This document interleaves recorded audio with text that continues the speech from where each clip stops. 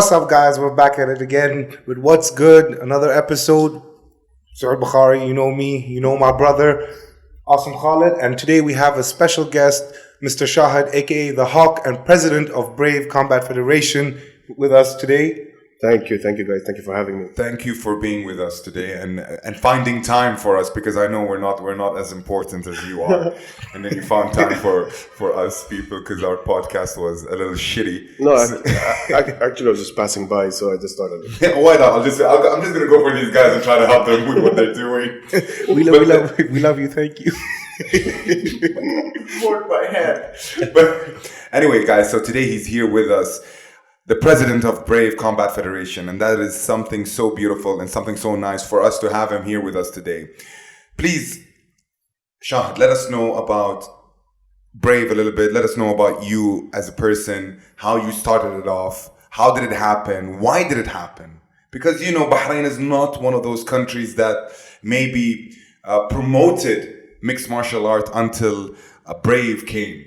And then it became such a huge thing to Bahrain, and not only Bahrain. I think it now surpassed the whole world. 100%. 100%. First of all, before we start about Brave, what you guys are doing is amazing. You know, I myself is a podcast fan, and most of the times I go to sleep listening to podcasts. You know, so it's at least it's a lullaby.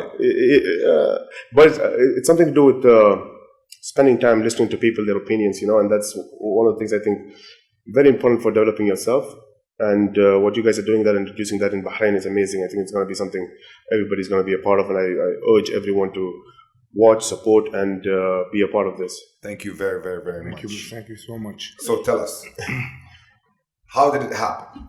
It's don't tell me about Brave from the start, but I want to tell you. I wanted to know it from your perspective and your opinion in the start. How did it happen? Why did it happen? When did it happen? Basically, it started when I was, let's say, 12 years old. You know, I mean, that was. You were a fighter since 12. I want to be. I mean, and that's something I always keep telling everyone, that every boy that's there in this world, let's say, at some point of their life, they want to be the strongest. You know, and they want to be Superman, Batman. They just want to be strong. They love strength. They want to be superior. And at some stages, any stage in their life, maybe it's their teachers, maybe it's their parents, it's their society, that they shut them down and they make them feel like that's impossible. You know, you got to stick to the society. You got to stick to what you can be. Maybe you can't dream that big. You're not going to be a Superman. You know, but it's always there inside us, and that's why I think fighting is such a sport that's the fastest growing in the world. And for me, I was one of those kids who wanted to be the strongest in the world. You know, I mean, that was a dream. But of course, I'm the youngest in my family, so I have 3 older brothers, and I could never feel stronger than them. So he tries. You know, he wants to enter into a sumo combat federation. I don't know if you guys are going to start that. I went through the same thing. I have like 4 older brothers, so yeah. So you know my situation. So, but I knew that. To be the strongest, you have to train as hard as the strongest people train in the world, you know. So for me, I started getting into martial arts. I always loved martial arts because of Jackie Chan movies, Van Damme, and all that stuff. And the common thing that inspires everybody into martial arts. But with time, I reached to a point where I had to make this decision that I want to be the best I can be. And if I had to make that decision, I have to cut out a lot of other things that are extras in my life. And the first thing I cut out was going to school, you know, so. So to everyone out there, if you want to be a fighter in the future, cut school. It's not important. I actually had a very important podcast. We were talking about this before, that school does not teach you life. 100%. School teaches you books. Sure. And that is what I think maybe the limitation of people that go to school is different, and thinking that because they have a high school degree, because they have a university degree, because they have a master's degree, they feel like they're more superior. But that is not the case. 100%. I mean, that's information. Education system gives you a set of information, and today we have internet that's going to give you so much more information, as much as you want, and there's no limit to that. So for me, I've always been, I hope the people who are in the education system don't get pissed off with this, but I've always been an advocate for changing the education system, because for me today, whatever I've done in my life, whatever success I have in my life, is my education came from self-teaching. And one of the things I always compare, even in my office, when I talk to my colleagues, I always give them example of how to run a business from a fighter's perspective, how to manage your team from a coach's perspective. So I've learned my education from being a fighter, and that's not because of the techniques, it's because of how much you have to teach yourself and how much you have to train yourself. And for me, that's the step that I decided that if I want to be the best I can be, then if I'm going to spend 6 hours in an education system that's going to take me nowhere, teach you algebra and teach you stuff that you would never use in your whole entire life. Because I've basically never used anything I used in school in this day to day. I don't even have to do math without calculator anymore, you know. I mean, the simplest thing, you know, we get calculators in school. They're like, you can't use calculators. You can't go check references on a book. And I'm like, no, you can. Like in real life, you can. Of course. You have Google, you know. I mean, start from there. We have a calculator everywhere. We have a calculator on our phones, on our computers, laptops. Did everything. you try to get one of those watches that had the calculators on it? calculator. Try to hide it and try to No, I was too old school. I used to write on my sleeves. Me too. Try to put it on the one shoe or the other shoe. Try to put it in the sleeves.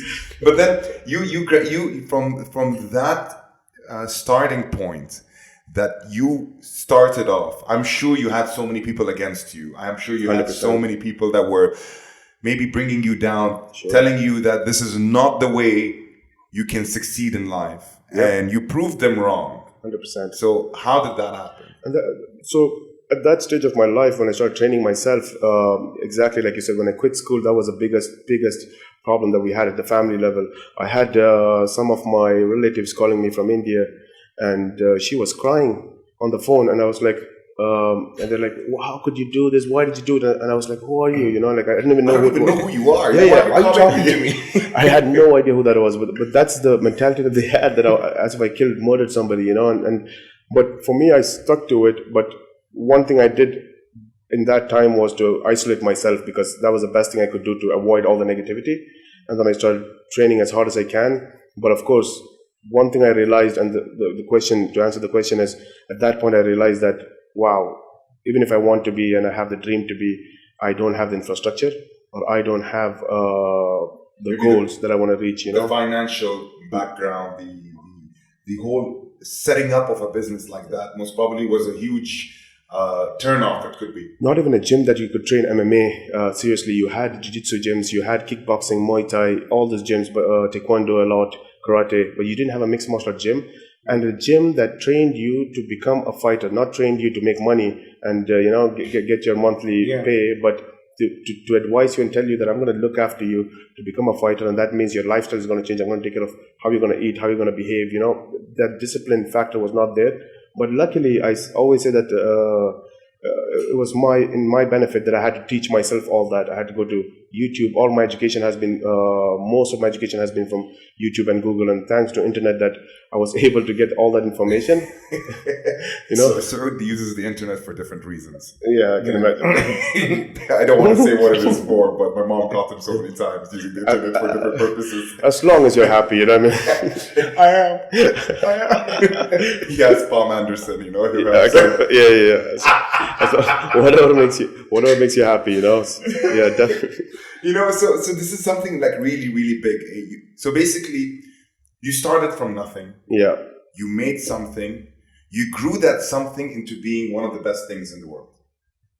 That is such a big, big thing for a person who actually loves something. You know what we were sitting and talking about, me and my brother. We were saying that a lot of parents will never tell you, oh, what do you want to be? You'll tell them, oh, I want to be, let's say, an astronaut. Slap you on the face. What do you think? Where are you going? Oh, I want to be an actor. Oh, I want to be a social media influencer. You know, I want to be a gamer. Right. I want to be these things. You never get that push. And for you, with you didn't even need that push, because you had that push from within. And this is something very, very important to each and every single person, I guess. This is so important that if you have that will, you can create your own way. 100%. I want to ask you, like, when you entered into fighting, how did you get the name The Hawk? Yeah, first of all, that's not a fight name. I didn't create it while I was fighting. Hey, what's around? Listen, guys, call me The Hawk or I'll beat the shit out of you. No, you know, we were all, when you're young, you always want to make your gang name or a band name or, all that stuff. So, yeah, like the ones from the footage, Abud Sisi. Exactly, So me and my brothers, my oldest brother, he loves falconry, and till today he practices falconry, he teaches, he loves to go to races. So his passion was always falconry, and he used to do a lot of self-education on falconry, all these birds, the hawks and falcons and all the eagles and all that stuff. So all my life we've had some kind of hawks, eagles or falcons at my home. And many of them died because he used to feed them sausages. But it was trial and error method, right? So he was trying to find a cheaper way to feed them. Yeah. He was learning. Maybe try a hot dog. Maybe try a cold burger. Sausage doesn't work, so. Let's do one bacon now. So eventually he became an expert in that. But since he was the oldest brother, he said, you know what, we're gonna be Hawks family, And then me and all four of us, and then we had some cousins, and everybody joined in and became a Hawks family, and became a group of Hawks family and all that stuff. And then he was like, you know what, I'm the number one, I'm the oldest, so I'm Hawk 1. So like, okay, so it just kept moving down, Hawk 2, Hawk 3 by age, and I became Hawk 8. And not even close to them. Guys, please, me. Yeah, I'm the 8th Hawk, so with all the cousins coming in. and then there was a time when they grew older and they decided, that was not Hawks anymore. Yeah, that's not right, So, but me, I just carried that name because I was attached to it, So sometimes you get attached to something. It became part of you. Exactly, So because we really like when you're the oldest, it's just 3 years gap of being a Hawk, But when I was really young, for me at that time it's like, yes, we are the Hawks, So we're gonna go start fighting in the streets. Exactly. So like I was more romantic to the Hawks family than they were, but I'm sure that even now as we grew older, because of me being able to take that name into a global stage and go and compete with it and do everything with it, that we brought that back to our circle now. And so now do they come back and say, yeah, we're Hawks? They haven't. Or they said, what, it's your thing, we're not going to take it away from you. No, but I always give the credit that they discovered the Hawks thing, and you guys found it, but you didn't grow it. So I'm sure you went back to your older brother after the name went global. He went to Google. I am the Hawk. I am number one. Imagine we sell the IP for it, and then he's like, "Hey, come on." I am the one who created this. So now that pushes us to the subject of Brave. Yeah. What happened? How did it happen? I mean, I'm sure there's a beautiful story to every beautiful thing that happens. 100%, and I'll tell you that you have to understand that whole background story before to where it led to Brave. So I decided to become a fighter. So I quit everything, and then I was like, okay, there's no way I can get fights in the region. There's no fights in the region. There's no way I can go and call promotions and get fights for me. So all I did was I collected. I started teaching. Because I started training my friends actually, and because I used to beat them up, so then now they were like, you know what? Okay, we'll learn from you. So, so they were like, you know what? Let's train. So I started training my students, and we didn't have a facility or anything. We used to go and train at Carnage Beach, that's in front of the World Trade Center. It used to be a beach. Yeah. I mean, believe me, when we started talking about my training, it's something that no human has seen. It's not healthy, but we did something crazy, and so we used to train like feeding hawk sausages. Yeah, we did that ourselves, trial and error. And okay. So I started collecting some amount of money, and then I traveled to Thailand because that's the place you can get every week. You can get a fight. So I lived in Thailand for almost 3 to 6 months, and while I was living there, I realized that the money was not enough. So I started fighting every week, and the money that I get from guys who are betting on me, and when I win, they give me half of their bets, and then they give me some, I don't know how many bahts they used to give me for a fight, and I used to take that, and I bought a protein shake and I bought a Nutella. So because protein shakes and Nutella, they last for a long time, so I use that. One scoop a day. One scoop a day, and if you're tired, take a spoon of Nutella. And I just lived 6 months on Nutella and protein shakes, and that was my diet there. But then I got my fights, I got my experience, and I did almost 5 to 6 Muay Thai fights. It was all Muay Thai. Okay. I came back to Bahrain, and then I decided, you know what? It's time to do something different. If I'm going to keep continuing this, I need to do something legit. So that's when we had some of my friends who were going to open a bodybuilding gym. And then I spoke to them, and they were like, you know what, we'll give you a room in the bodybuilding gym. Like they have, some kind of studio areas. So they will give you that. do what you want to do there. So I went there. It was like, the 70-30 revenue share stuff, and we started teaching there, and I started getting students, and I started making money and going and fighting and coming back, teaching, fighting, coming back. So that was the thing. And eventually, luckily, one thing I had in Bahrain was I kept telling all my students that if you want to be to know if I'm good or not, you have a lot of options in the country. You just have to come and beat me. If you can beat me, then you don't have to train with me. Okay. And if you think you know somebody who can beat me, you can bring him as well, And as long as you beat me, that's my CV, just fight me. That's the only thing. And that was the way. And that was only on the Muay Thai, or was it completely? Anything, It was MMA. It was fighting, basically. And me, I was not a sports person. Like, I didn't really think about it as a sport. I thought about it as lifestyle, So it didn't matter that if it's not MMA, if it was street fight, what would I do, So it's not probably be the same thing. Yeah, I wouldn't go and tell them that, I didn't prepare for the fight. I need 3 months preparation before I come and do a street fight with you. It doesn't work that way. So I always thought about it from that level. So and that attracted a lot of students. But every time I knew from my mind that there's no way I can keep fighting professionally. I went to India, I started fighting professionally, but I knew that if we need to change something in the country, you need to have something that's relatable to the people here. Although I consider myself Bahraini more than most of the Bahrainis themselves, but even then... You've lived here, you grew up here, everything is basically moving into here. So you had to push it for the way you wanted it to go. And then what happened after that? And then I found this kid who came and he said he's coming to train. He has people...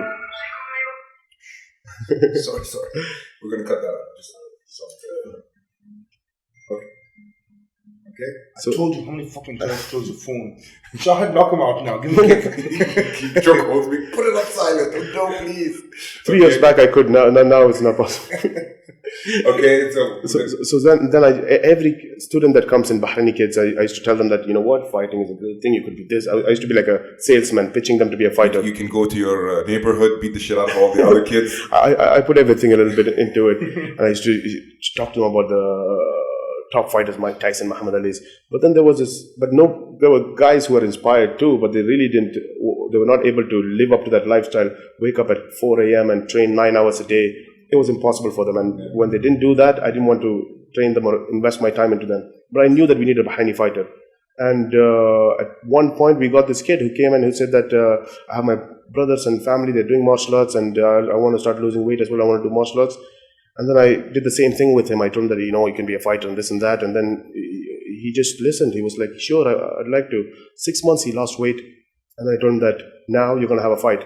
And I don't think he even knows that about the story right now, that when I told him that he has a fight, the fight didn't really exist. I just told him so that I can get him into a camping process where he's training for a camp. So it was never there. And he did everything that he had to. He used to come at 4 a.m. I used to come down at my house and I used to see him sleeping in the car. We used to go running all the way from Manama to Tubli, come back. He used to live with me almost in the gym all the time, 9 hours training, goes back home, sleeps. He changed his lifestyle. He became like a fighter where he doesn't have friends and, outgoing lifestyle, none of that. And that was a guy who I took to India, made him fight, come back, and today he's Bahrain's #1 MMA fighter, Hamza Kohiji, and it was important that we had to do that, and when Desert Force came to Bahrain, that was life-changing for every one of us, when he fought there. And we had 3 Bahraini guys fighting in that, I think, and everyone was just getting knocked out, going to sleep, and we were like, it's in Bahrain, and the guys are just losing, and the last Bahraini left who without losing was Hamza, and he fought with a tough-looking Saudi guy, and it was a tough fight, but Hamza came in winning that fight, and His Highness Sheikh Nasser, Sheikh Khalid was watching that, and that's when Sheikh Khalid called us and sat and said, what, let's make a team for MMA, and from there, the rest is history. And then you started off with the Brave thing. Yeah, so no, we didn't start off with Brave. So what happened was we took the team and we started, that was the start of KHK MMA team. We started KHK MMA team with 5 or 6 guys, I can't remember. And then we said, what, let's build an infrastructure around it. So what I was missing was an infrastructure, training facility, good coaches, and most importantly, a promotion that we can become stars in. Yeah. So His Highness Sheikh Khalid, he said, what's wrong with mixed martial art? And I said, I have no idea what's wrong with it, but there's something wrong definitely with it, but we need to figure out what it is. So he said, why don't we test? Was it with the mixed martial arts, or was it with Bahrain having mixed martial arts? No, mixed martial art as a whole, because you look at fighters, they don't get paid well. It's just not Bahrain, the whole world. Bahrain didn't have an infrastructure. So the sport didn't exist. The rest of the world, they have it, but they don't have the roadmap or the structure to go from gym to glory. Like, how do you go to a gym and have a dream and then become world champion and become the most famous fighter? What's the path to that? So you don't the journey. So you don't have an infrastructure that's going to take you from step by step process. So that didn't exist in MMA world. But then Sheikh Khalid said that, you know what, we don't want to do something only for Bahrain. Let's do something for the whole world, the industry of mixed martial art. But let's do it in Bahrain to show that it works. So that's when KHK MMA started. We had 4 to 5 fighters from Bahrain, me, Hamza, and a few other guys. And then he said, you know what, let's put them into 4 different tiers, you know. So we had the fighters who were already in the biggest promotion at that time, UFC, and we had guys, we brought in guys like Khabib, Frankie Edgar to join our team. And then we had the second tier was guys who were already professional, but not at the biggest level. So we had guys like Eldar, Hamza, myself, we were all in the second tier. The third tier was guys who just finished their amateur career and turning pro, like 0 pro fights. You know, they just finished their amateur career. And then the last tier was amateurs. So we wanted to see if we give them the right infrastructure, funding, payment, what will happen to them. You know, if we give them the right support and the right platform, what can happen to these guys? So basically a foundation for them to grow on. Exactly, that's the right word. Give them the foundation to grow.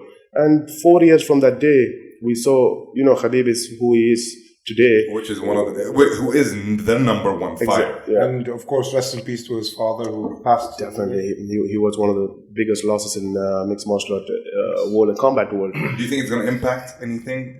I hope not. And we've seen that time after time with a lot of athletes. You look at Mike Tyson when he lost Cus D'Amato. It's you know, when you lose someone that always has been that thing that you have to take off your shoulders and relax and feel that I can be who I want, because that person is there to guide me all the time. Yeah. When that goes away, you have so much more to add to your game. And either you're too late to add it, or it's going to be difficult for you to do that. And that's where you'll really know if he is capable or not.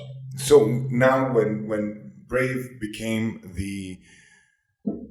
For me, I love Brave more than any other combat or mixed martial arts federation or fights. And the reason is one very important reason. And this is not me saying this here because of you. And I've always said this in front of you. I've said this behind you. But because Brave takes out best fighters that can go global.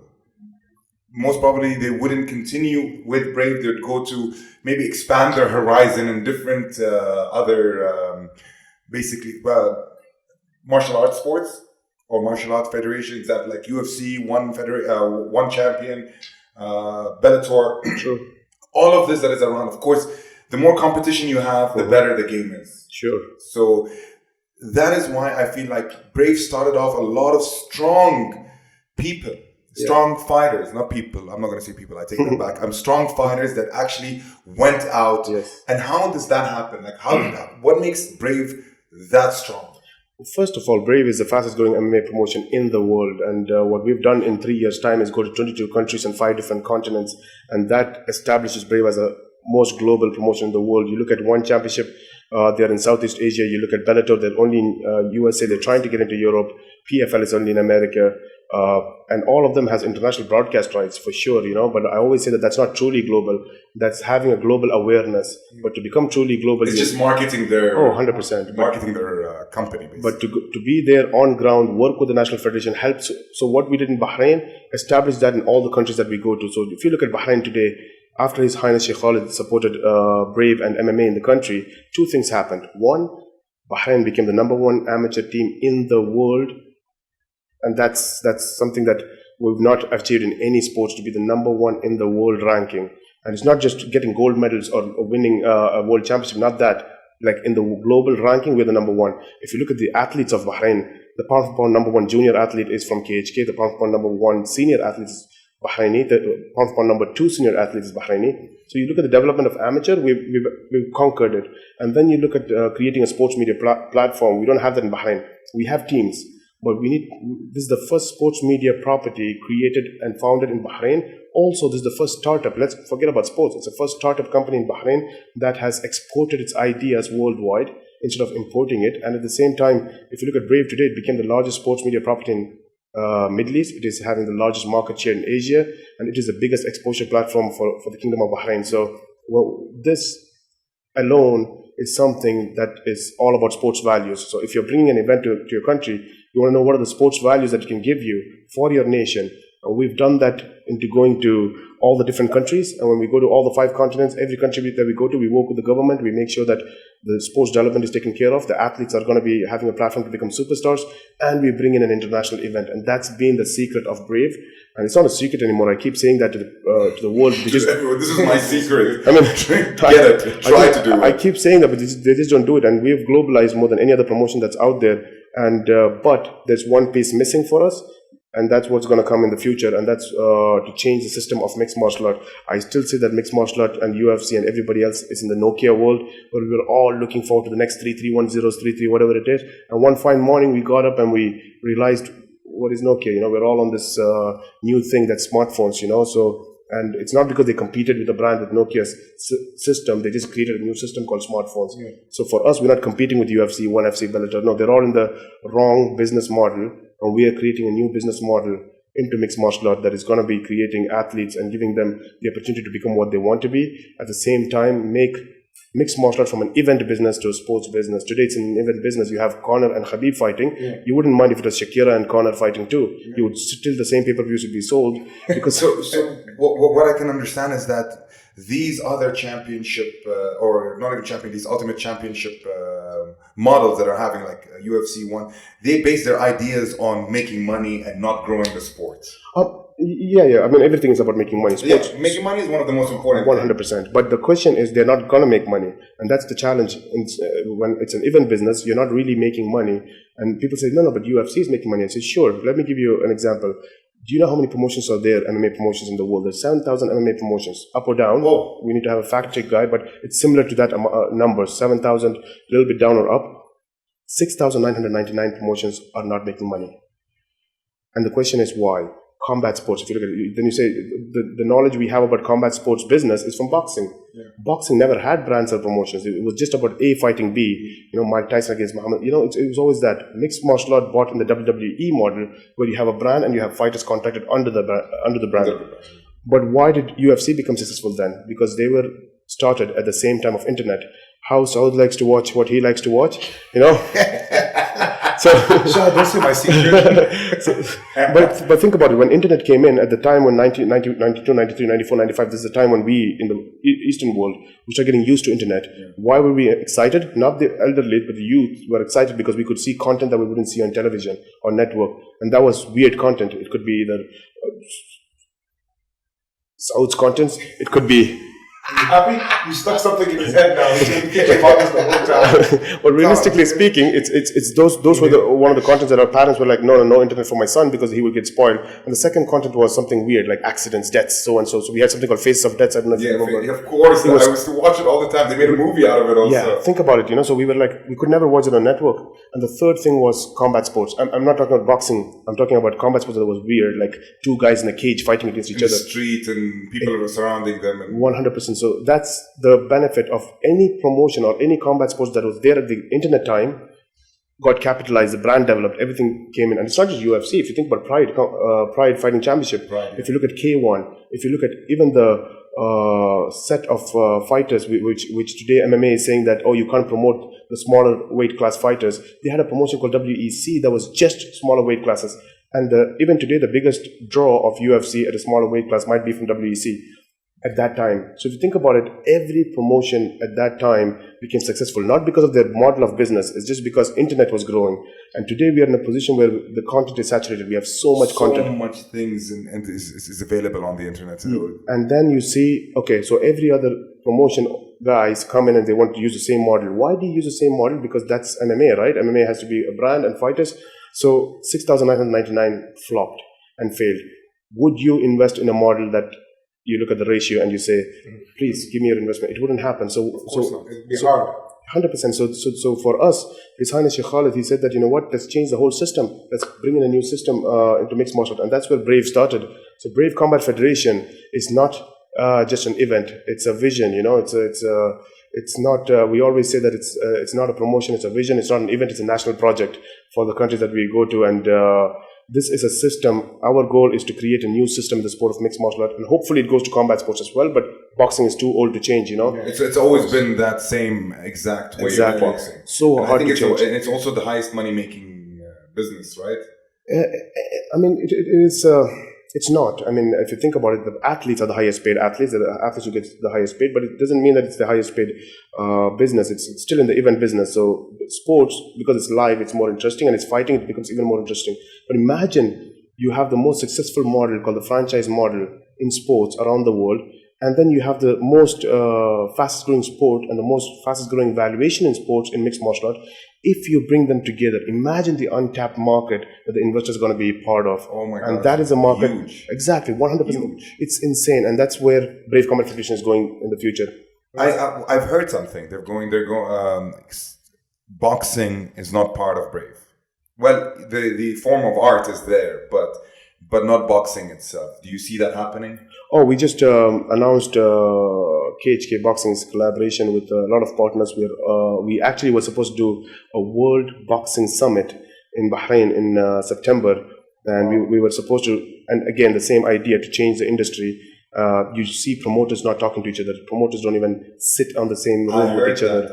And that's boxing. We were going to bring all the promoters, all the managers, and all the top players in sports come down to under one roof and be here at the World Boxing Summit under the KHK Boxing banner. And what better place to do that than here in Bahrain, the country. The second part, which I was talking about, what Brave impacted, was not just how big Brave becomes the platform as the biggest startup in Bahrain, biggest exposure platform for Bahrain. Keeping all that aside, it just ignited some kind of a fuel in the whole of the region. And after what we saw Brave doing, the confidence of the region's ability to bring in sporting events, the ability to bring in combat sports events, and the potential of combat sports, we've seen that. And after that, you'll notice how many biggest boxing events happened here, sporting events happened here. Whether it's Abu Dhabi, whether it's Saudi Arabia, it just changed completely. Even we took and it's all sold out. It's always selling out and everything. And everyone just talks about it. It just becomes a huge exposure. It's amazing the fact that His Highness Sheikh Khalid and you did something like that. You know, bringing Brave to Bahrain brought a lot of exposure to Bahrain, made a lot of fighters know about Bahrain. A lot of people around the world actually to know more about Bahrain. That we have a sports that's just made in Bahrain. Just the way UFC was made in the States, 100%. Now we have something that was made in Bahrain. 100%. And today, in 3 years' time, to become the second biggest promotion in the world, that's an achievement for us, you know, to make sure that in the future, when we change the system, none of these rankings will matter. But today, still within their circle, within the current MMA industry, we're still the second biggest promotion. Where do you see Brave in 5 years? 5 years' time, or 10 years, 5 to 10 years. I think Brave will become the sport. We wouldn't be having mixed martial art anymore. It will become Brave. You know, Brave Combat Federation will be the sport, and that's similar to what we do with football. If you look at it, football has this crazy global ecosystem where you have the federations collaborating with the leagues, and the leagues are collaborating with the federations. The federations are with the union of UEFA, and then you have the FIFAs, and you know, it's a big structure. We don't have that in MMA. It's not all regulated in that matter, which is why we are working very closely with the International Mixed Martial Art Federation.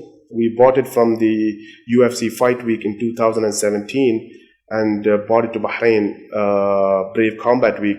And you saw IMMAF breaking all the records that was there set before in the UFC Fight Week. Yeah. What was the difference? The number of countries, the number of athletes, the production value, the amount of valuation for the brand itself, the bar that they kept high, and of course, because we understand what they stand for, and we bring them and we give them the due respect, and that was one of the biggest reasons for the region to know that, hey, we can bring something from Vegas and bring it to Bahrain and do 10 times better.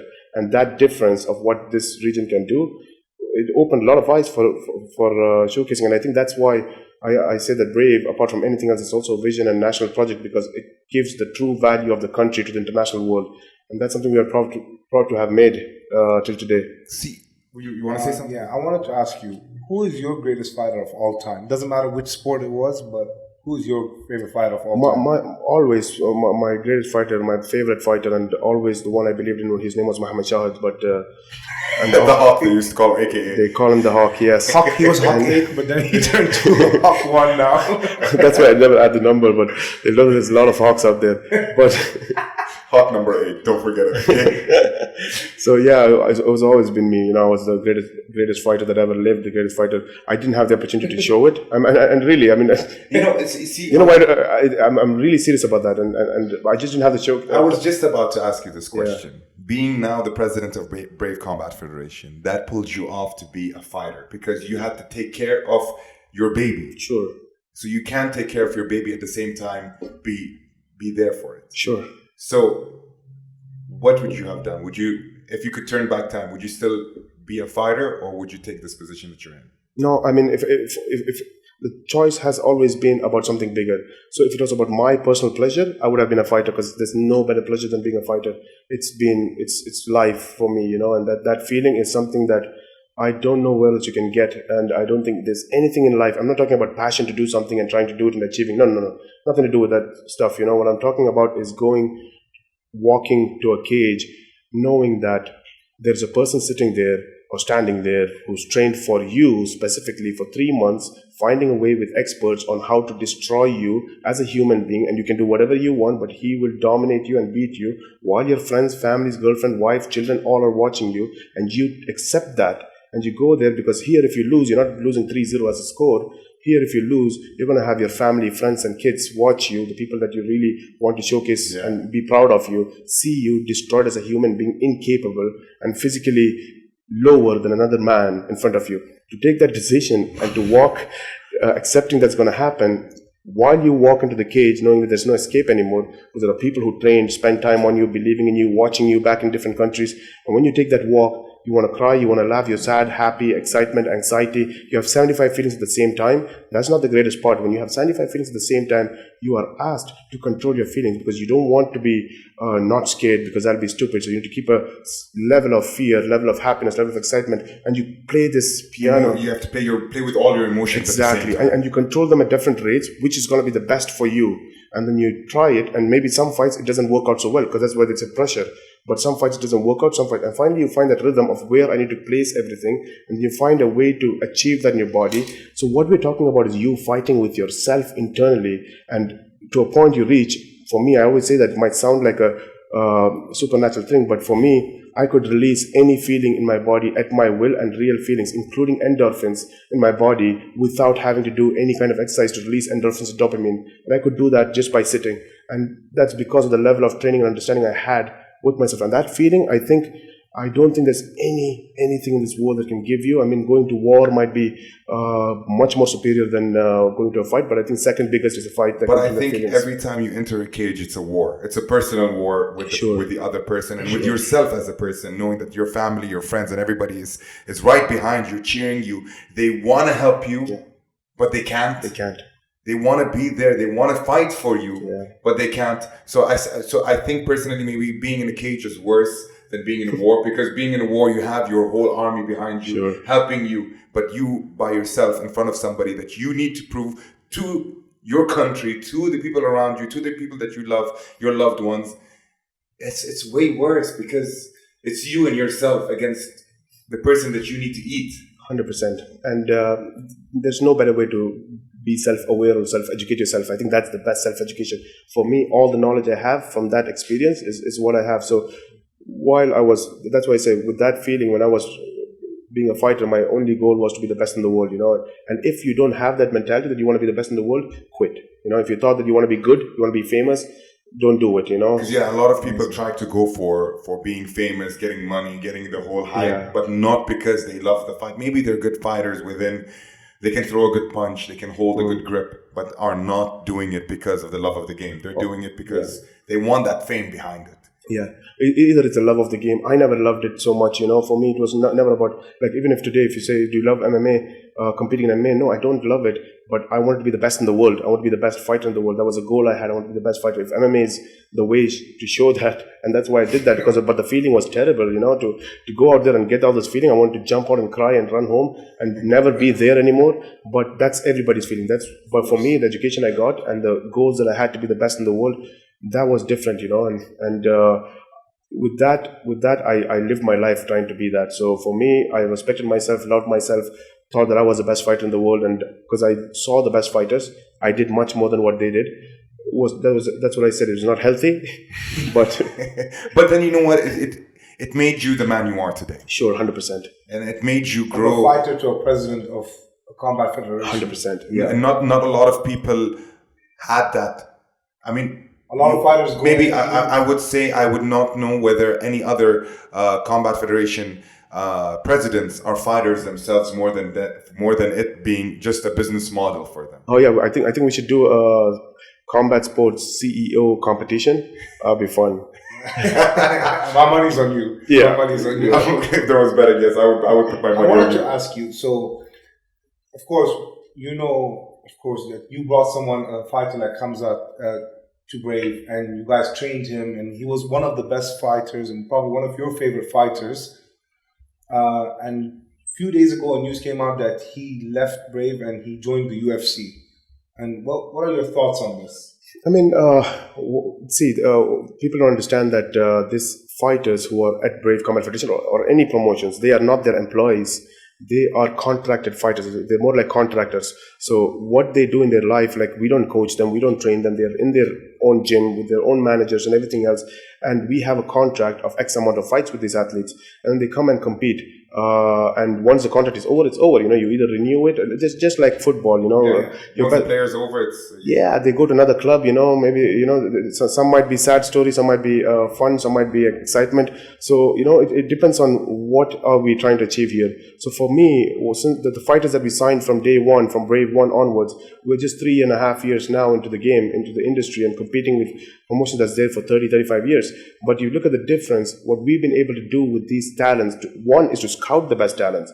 Two is to make them into a global star. No other promotion was able to do it. Today, if you look at it, the exposure the Middle Eastern fighters have got today, while there was Middle Eastern MMA for the past so many years, more than 10 years, the exposure that they got today to become a superstar is unbelievable through Brave. So fighters like Hamza Shumayev, I mean, it's amazing talent, right? So for us, we're blessed. He was basically, for Brave, he was such a good fighter. Oh yeah, and I think he will showcase that he's one of the best in the world in the coming years. But for us, we are proud that we scout these athletes, we make them into global stars, and to showcase that, that's one of the first steps towards showing that why our system will be different. We are bringing a system that can bring a Messi, a Ronaldo. If you look at the national team of Brazil in 98 or 2002, how many of them started from a rich family? Or most of them were poor. Most of them were from the streets. And how did they reach to a point where they're competing in Champions League and European top elite clubs? You see athletes today like Messi, considered to be one of the best in the world, right? And we don't even listen to his interviews because he doesn't speak English. How can we have an athlete who doesn't speak English become considered to be one of the best in the world? In MMA, no. You don't speak English, you're not marketable. You don't trash talk, you're not marketable.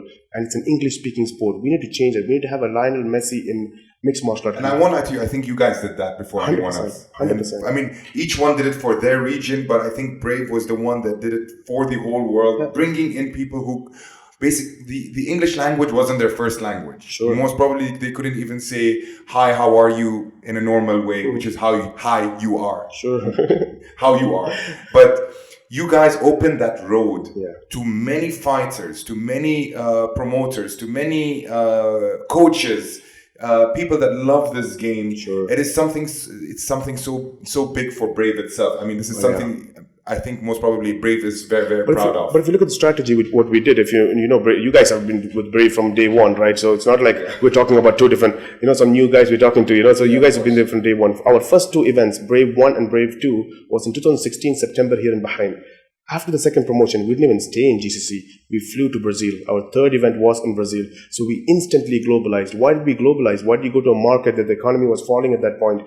You wouldn't get sponsorships. You wouldn't make money. But what did we do? We were very clear that our first phase of the first 3 years, we're going to showcase that Brave is going to be the most global platform, the biggest platform for athletes from around the world, whether you're from Indonesia, India, Middle East, Brazil, Colombia, wherever you are from, you have a platform today that you never had before to become a global star.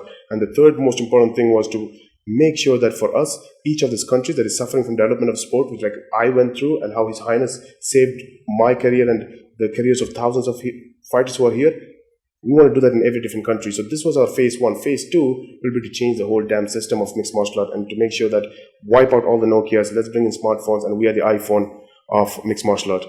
Hopefully that will be. Khalid, you told me you have a surprise question. I will give him. I'll give him a surprise question. Okay, before my surprise question, there's a very important question I have to ask. You know that Bahrain has good fighters. Mm-hmm. Do you see Bahrainis going global with Brave? Except for Hamza, because now Hamza and I think Hussein are the two top guys. Yes, two top guys of Bahrain. Yes. Do you see that Brave will grow in that? Maybe get more than 2, maybe get 10 to 20 to 30? Oh yeah, for sure. I mean, just look at the amateur record we have. So if we are the number 1 in the world at amateur ranking, there's a huge potential for the athletes to become where they are. So today, I don't know if you guys followed the African Championship, and in the African Championship we had the amateur championship. We had a Bahraini fighter from.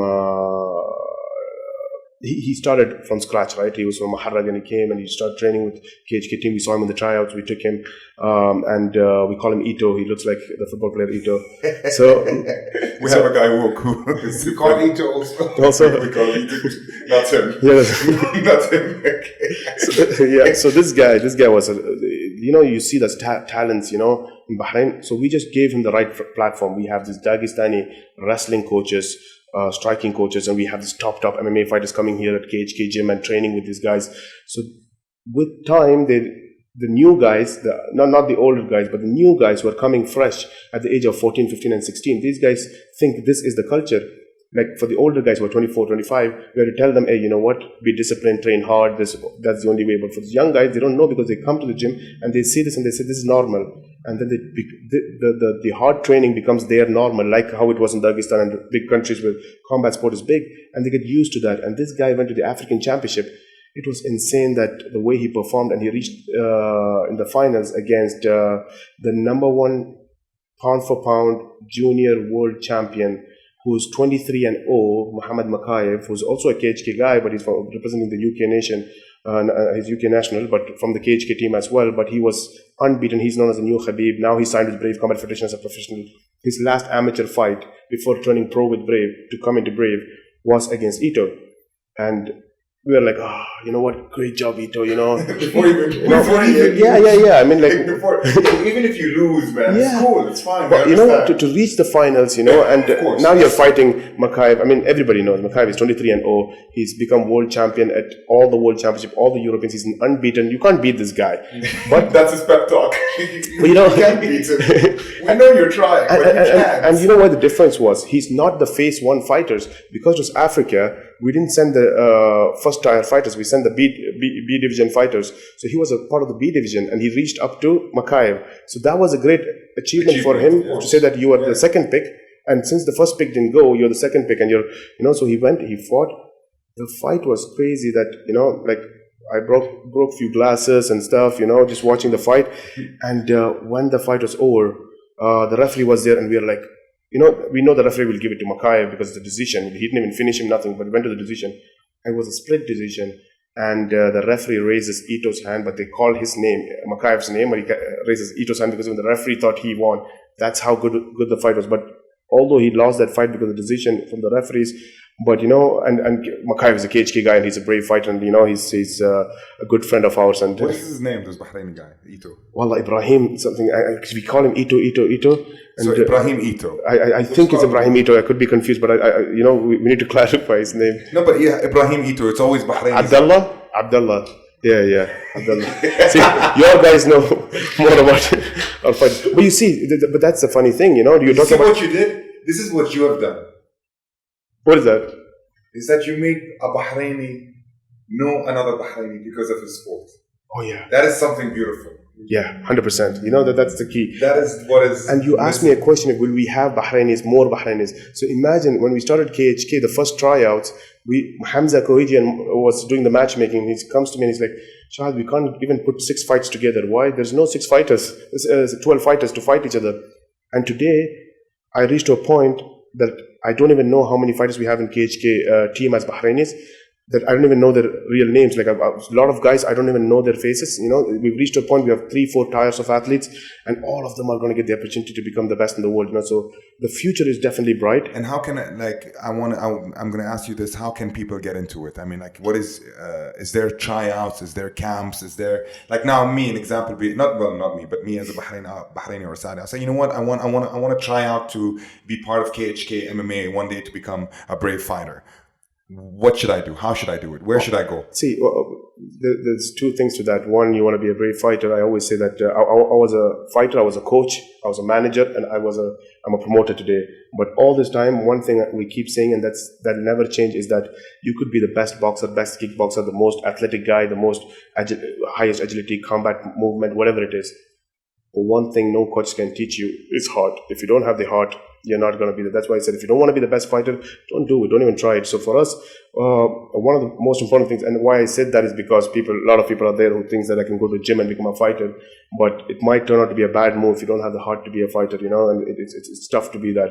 You need to have the strong mentality. But you look at behind, we have many gyms for mixed martial art here now. You have gyms like Bahrain Fighters, Razaz Martial Art, just to name a few, but Spartan's Gym. There's so many gyms out there in Bahrain, Energy Fitness. There's so many crazy gyms that is doing mixed martial art and mixed martial art combat sports and stuff like that. So you have this opportunity. Go to a gym. Remember the statement I said, gym to glory. I didn't say national team to glory. It's gym to glory. You go to a gym, and if you have the mentality, you have the talent, and you have the heart to train, we have the best gyms in Bahrain. You could be going to KHK Gym if you're in the national team. Otherwise, you have most of our Bahraini pro fighters and coaches of KHK Gym teaching in other gyms. So the opportunity is there. The gyms are there. Go there if you have the heart. Train hard. And if you have the talent, the National Federation of Mixed Martial Art hosts 4 to 5 national tryouts every year. A minimum of 3, I'm sure. And these tryouts is going to be deciding how many wins you have. And if you showcase that, all our selection has been from tryouts. So you finish the tryouts, you get selected to the national team, you train with the KHK team, and then you get to compete in the International Mixed Martial Art Federation events around the world. You start bringing podiums there, you go. So basically, it's your heart. You have the heart for it, you can be there. If you don't have the heart for it, you're just doing it just because you want to prove that, I fight in the Farij, which is I fight in the neighborhood. That is not hard. Go to school. Go to school, get that books in, and start learning. Okay, now surprise question. I was waiting for this question. So, His Highness Sheikh Khalid is also a fighter. Yeah. We've seen him boxing. Yes. We've seen him training. He has put in that work to become a fighter, and I'm sure he loves the game. That's why he is the founder of the sport also here in Bahrain. Sure. Having this Bahrain Bahrain Olympic Committee, trying to push mixed martial art all around the world. Sure. So would put on the gloves, 6 ounces, 8 ounces, 10 ounces, and we would definitely go into it because he's an athlete, he's a sportsman. One of the things, as a friend and as a person, I know him, and as everything that I've been part of Brave, KHK, and everything else, one of the things I always say is that my teacher is not just because that I run Brave or I'm a president of Brave, but whatever I've learned, even the system of a lot of things that we do in a company, I've learned and got educated from him. He was my teacher, and I always say that although we're the same age, he's still my teacher. And why I say that is because people don't know a lot about his passion, and his passion people see it's from the events growing and developing, and they say, okay, that shows his passion.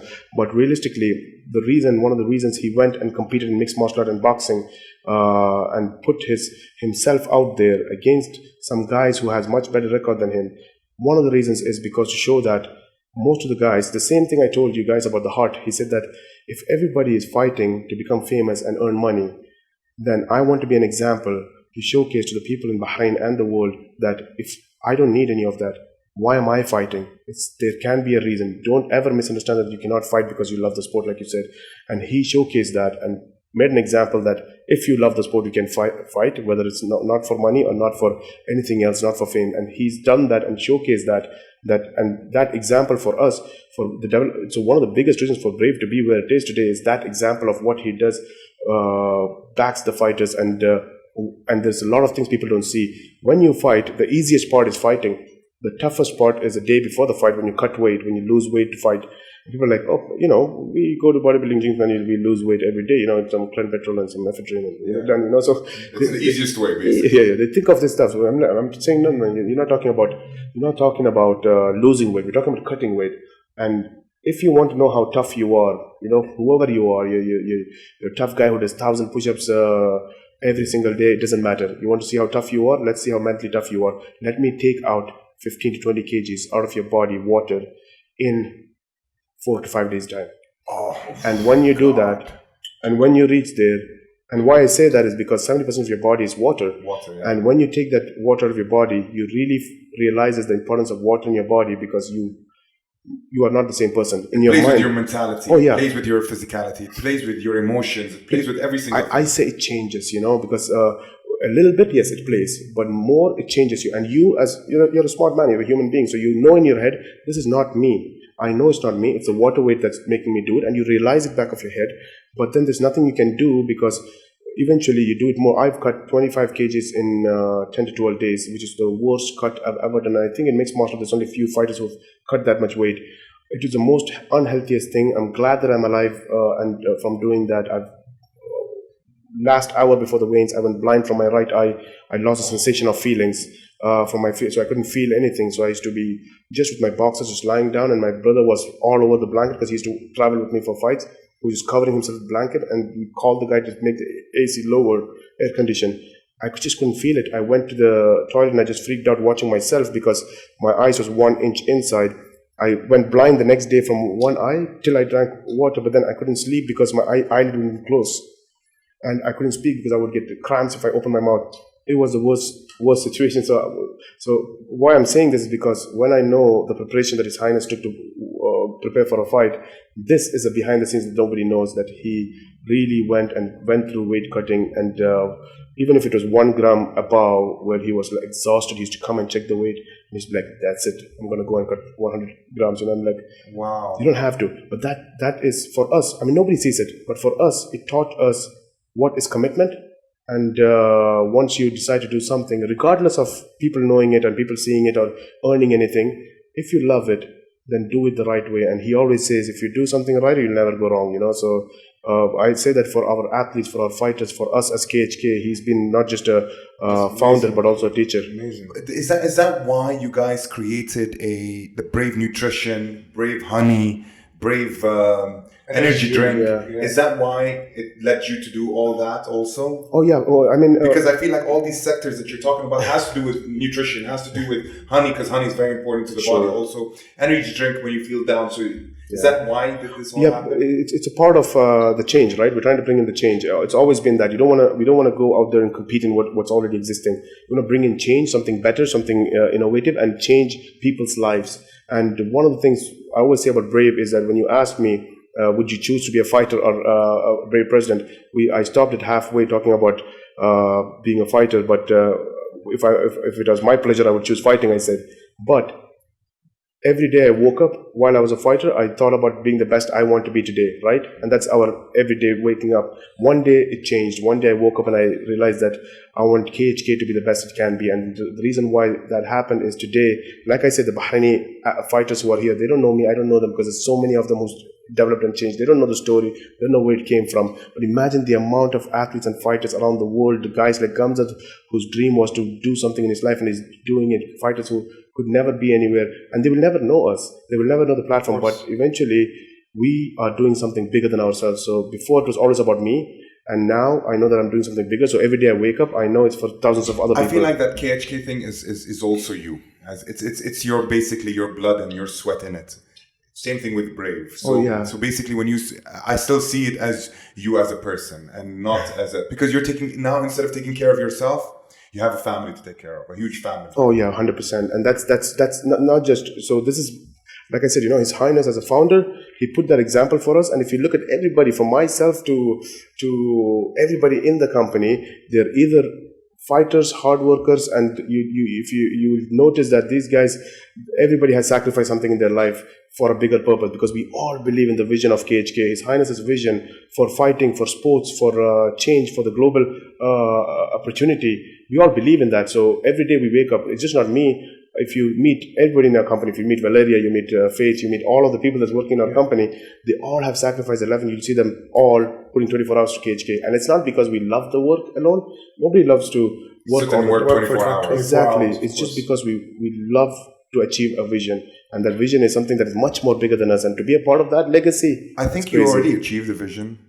Honestly, And I personally think that Brave already achieved, or KHK already achieved that goal. but that's where the nutrition comes in, right? Yes. So what we do is what we do with mixed martial art or KHK from athletes development perspective, once you achieve it, we don't want to stop there. We want to do that to so many other places. So if you look at it, KHK now, we have KHK boxing, we have KHK esports, we have KHK wrestling, we have all this different sports that's coming out. KHK Sports has become the largest sporting organization in the country, and we created the first sports media brand that has broken all the records.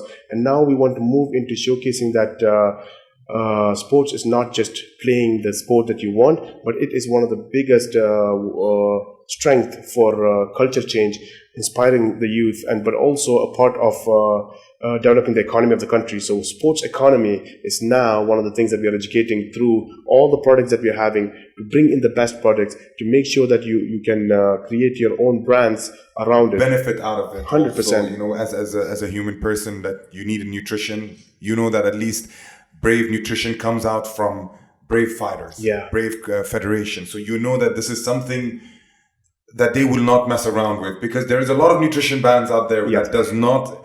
They don't do it again because they love the people to become a fighter, a bodybuilder, to lose weight. No, they're doing it just to make money. And that's because of the strictly the vision that we do is we don't like to, excuse my language, we don't like to bullshit, right? So whatever we did with Brave, we didn't play around. We didn't say, oh, we are the biggest promotion without doing bigger than everybody else. We went around the world. We do the scouting program, there's a case study for it. Everything, we made it happen before we said it. Of course, I used to say it because I like to say I said so, but You remember, I said it. Yeah, that's why it is. And the same thing when it comes to nutrition and stuff. We don't want to bullshit and give them something that's not real. We have a team doctor, we have a team nutritionist, and we have a lab that's partnered with us, and we work with all three of them together to create what is best for the athletes. And that starts with our athletes. So we want to make the best performance for them. So our agenda of all our products is never about anything else other than the first priority in our objectives is to develop performance. So how can we develop performance of our athletes? And if it happens, we want to give to the rest of the world. Just like we did with KHK, start with Bahrain. If it worked, we give to the rest of the world. And we share. And that's how the nutrition, Brave Nutrition, I'm sure if you guys haven't heard of it, Brave Nutrition is out, or it's going to be out. You have the honey sector, which is also really, really nice. It's my personal favorite. I've said it a million times in other podcasts and other things that I've done before. It's so pure, it's so tasty. And again, I know why it is. It's because you need to take care of other people. 100%. Or you need to take care of your fighters or your people that are working under Brave itself. Just before we end and the energy drink. Bro, just before we end this podcast, Shahid, we need to tell you, me, my brothers, people around Bahrain, we want to thank His Highness Sheikh Khalid for bringing something like this to Bahrain. Because no one would have ever taken that step. No one would have taken. You guys took the chance and took the step. Not only us, I think people, as a half Bahraini, half Saudi, living in Bahrain, seeing it as an entertainment, seeing fighters of our country going on that type of level, which makes us happy, giving fighters all around the world, from Russia, Norway, Canada, a chance, that countries that you've never heard of. Country that they would have never gotten a chance. Yes, the countries that the fighters come from, and the countries that Brave has went to. Oh yeah, sure. So knowing that at least we, when I say we, I mean Bahrain in general. Sure. Not me as Khalid. I do wish it was me as Khalid. But it's we as Bahrainis that actually went out to the whole world. True. 100%, and that's the pride of the country. And I always say that this is not an event; it's a vision of His Highness, and it does not belong to anyone. It belongs to the whole country. Eventually it belongs to the rest of the world. Because that's the change He's caused. And I always say that the best thing that happened in my life, Hamza would say the same thing, and every fighter that's benefited from it, and all the countries that's benefited from it, they will all say the same thing. That the best thing that happened is that His Highness Sheikh Khalid loved mixed martial art, and he got interested in that. Of course. And that if that wouldn't have happened, we would have lost a big chunk of development change in this world today. Of course. Of course. You have anything to say, Saud? No, I'm good. I asked my questions. So we're gonna try to end this right now, but you've heard it here first. with Mohamed Shahid, the Hawk, president of Brave Combat Federation, telling you guys, if you have the heart for it, if you guys have the will for it, You know where to join. the way is easy. It's you. The road is there. The road is built right there in front of you.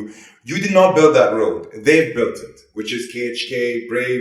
The road is already there, waiting for someone to come and walk on. They're giving you the opportunity and the chance. You the just have to power have and the- that energy, that heart to walk the journey by yourself. Give yourself that amount of, I would say, not energy, but that amount of, power to be something that you want to be. But if you're going to take it for granted and say, you know what, I'm going to try, but if it doesn't succeed, I'm going to leave it. No, that is not the way. True. Make sure that once you start it, you go all the way for it. And this is not to only Bahrainis or Saudis or the Arabs. This goes out to the whole world that is watching, because we're having viewers from all around the world always. So this goes out to each and every single one of you. If you have the will to do it, there's a way. All you have to do is find the way and just walk it. Right? 100%. Well, it's good. Thank you. You have anything else to say before we... No, that's perfect. But thank you guys for having me. And I always, you've said everything that I was gonna say. My last words, but the inspiration words. And but definitely, man. I mean, this is what it's all about. And thank you guys for making a platform for letting these words go out there and into the ears and minds of the viewers that's watching your show. And I think that there's so much talent out there, and they need people like yourselves to showcase that and show them and talk to them, and bringing guests on board who can give them that information, and you guys making that happen. It's a big thing. So thank you for having me here. Thank you for being with us here today, and thank you to His Highness Sheikh Khalid also for creating that brand, helping the brand here in Bahrain. Guys, I hope you guys enjoyed today's episode. Hope to see you guys on the next one. This was quite long, but it was an amazing talk, and there was amazing stories in between. So many nice stories. But guys, we're always going to be here. Thank you very much again for joining us. Thank you so guys. much. Yeah. Guys, do not forget to subscribe, like, comment, and also check out, if you guys don't know about it yet, check out Brave, please, on Instagram. Yes, follow them. Thank you. We're out.